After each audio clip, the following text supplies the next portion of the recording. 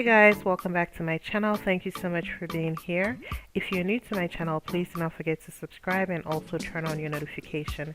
So today we're going to be making some delicious gluten-free, grain-free tomato ketchup. This tomato ketchup tastes so good. Alright, and this is a typical situation where I would say less is more, and the reason why I say that is because of the number of tomatoes that I put into this ketchup and the quantity of ketchup that I got at the end of the day. But I am really happy with the end result because it tasted really good, and I'm rest assured that I don't have any chemicals or gluten in my tomato ketchup. The texture though, I felt like mine was a bit too thick. You can make yours much lighter than I have mine. It is all up to you. But first, let me go ahead and walk you through the process on how I made it. So I cut up 10 medium-sized tomatoes, fresh tomatoes, along with one medium-sized fresh onion, okay? And then I added my spices to the onion and tomatoes. And the spices I have is like a half teaspoon cloves, half teaspoon cinnamon powder. I also added 1 bay leaf to it. You can add 2 if you want. And then I went ahead and added 1.5 teaspoon brown sugar along with my salt to taste. With the salt, I'd suggest you go easy on it. I used about half teaspoon, but you can use less.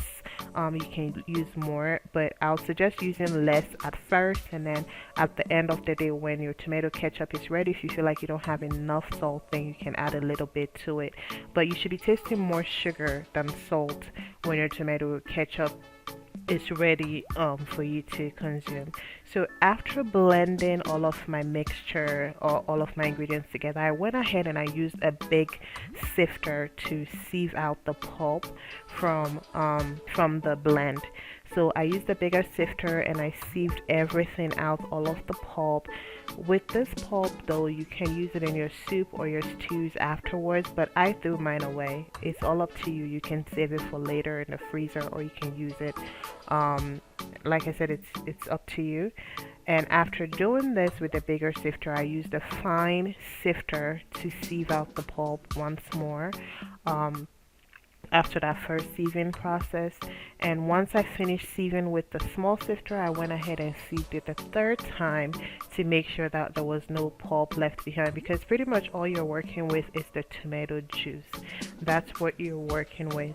The reason why I mentioned that less was more is because after like this quantity that you see in the pot right now, if we added like cornstarch to it or any type of starch, we would have about the same, close to the same quantity that we have in this pot right now. But because we're not putting any chemicals in there, we're not putting any starch in there, that is why we ended up with such small quantity tomato ketchup. And I'm saying less is more because I know what's going into my system and it's not gonna cause me trouble, blah blah blah, and stuff like that.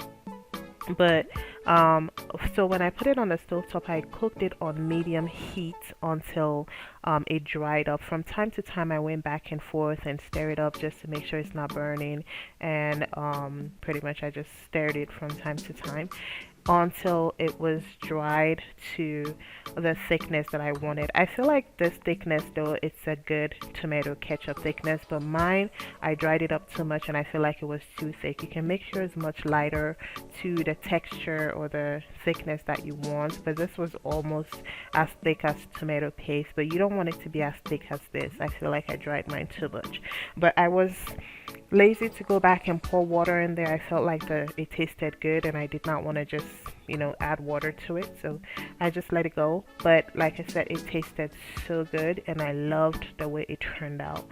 But yeah, if you want to give this a try, I strongly suggest that, but I would say make it to the thickness of your choice. But other than that, I hope you enjoyed watching this video. Have fun guys. Bye bye.